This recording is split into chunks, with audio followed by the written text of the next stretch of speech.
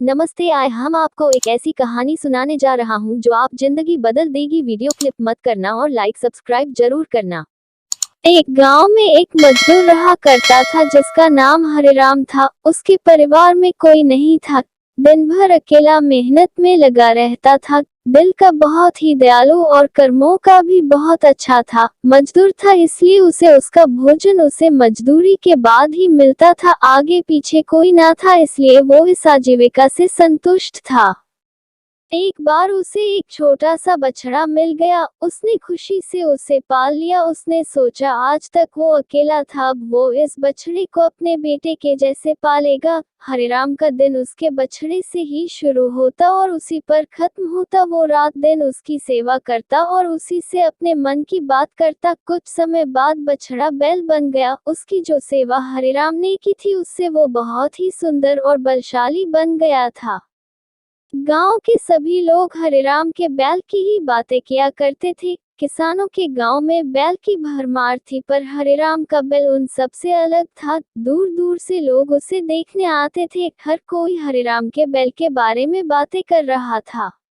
हरिराम भी अपने बैल से एक बेटे की तरह ही प्यार करता था। भले खुद भूखा सो जाए लेकिन उसे हमेशा भर पेट खिलाता था। एक दिन हरिराम के स्वप्न में शिव का नंदी बैल आया। उसने उससे कहा कि हरिराम, तुम एक निस्वार्थ सेवक हो। तुमने खुद की तकलीफ को छोड़कर अपने बैल की सेवा की है, इसलिए मैं तुम्हारे बैल को बोलने की शक्ति दे रहा हूँ। इतना सुनते ही हरिराम जाग गया और अपने बैल के पास गया। उसने बैल को सहलाया और मुस्कुराया कि भला एक बैल बोल कैसे सकता है। तभी अचानक आवाज आई, बाबा, आपने मेरा ध्यान एक पुत्र की तरह रखा है। मैं आपका आभारी हूँ और आपके लिए कुछ करना चाहता हूँ। यह सुनकर हरिराम घबरा गया। उसने खुद को संभाला और तुरंत ही बैल को गले लगाया। उसी समय से वह अपने बैल को नंदी कहकर पुकारने लगा। दिन भर काम करके आता और नंदी से बातें करता।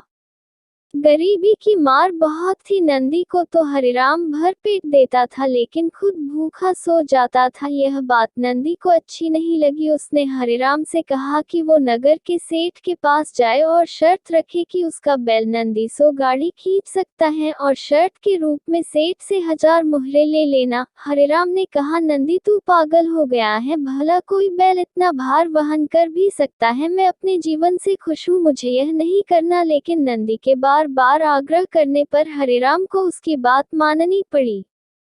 एक दिन डरते डरते हरिराम सेठ दीनदयाल के घर पहुंचा। दीनदयाल ने उससे आने का कारण पूछा। तब हरिराम ने शर्त के बारे में कहा। सेठ जोर जोर से हंसने लगा, बोला, हरिराम, बैल के साथ रहकर क्या तुम्हारी मति भी बैल जैसी हो गई है? अगर शर्त हार गए तो 1000 मुहर के लिए तुम्हें अपनी झोपड़ी तक बेचनी पड़ेगी। यह सुनकर हरिराम और अधिक डर गया, लेकिन मुंह से निकली बात पर मुकर भी नहीं सकता था।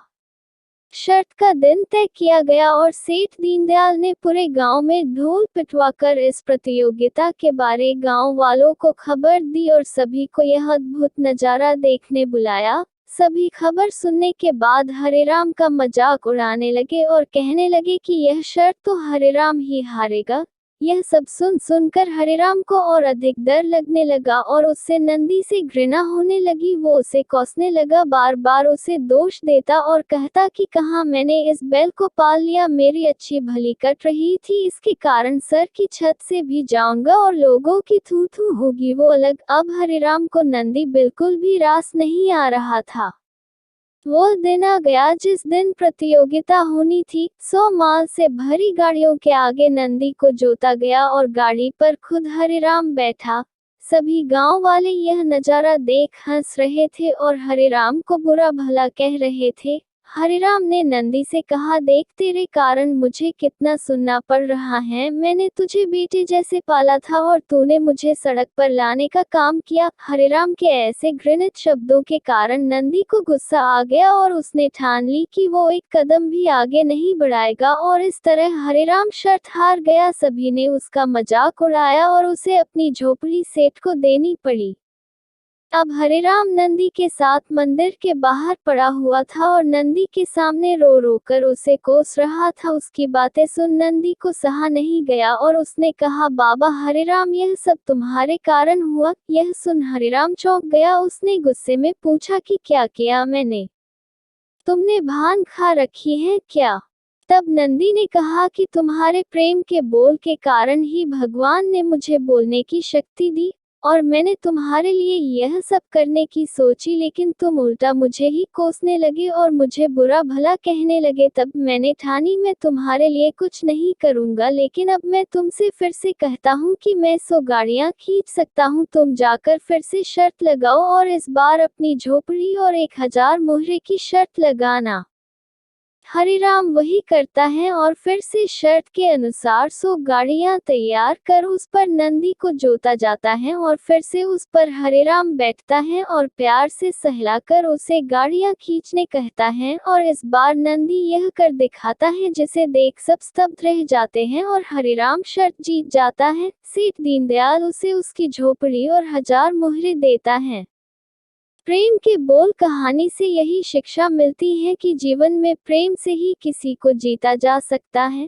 कहते हैं प्रेम के सामने ईश्वर भी झुक जाता है, इसलिए सभी को प्रेम के बोल ही बोलना चाहिए।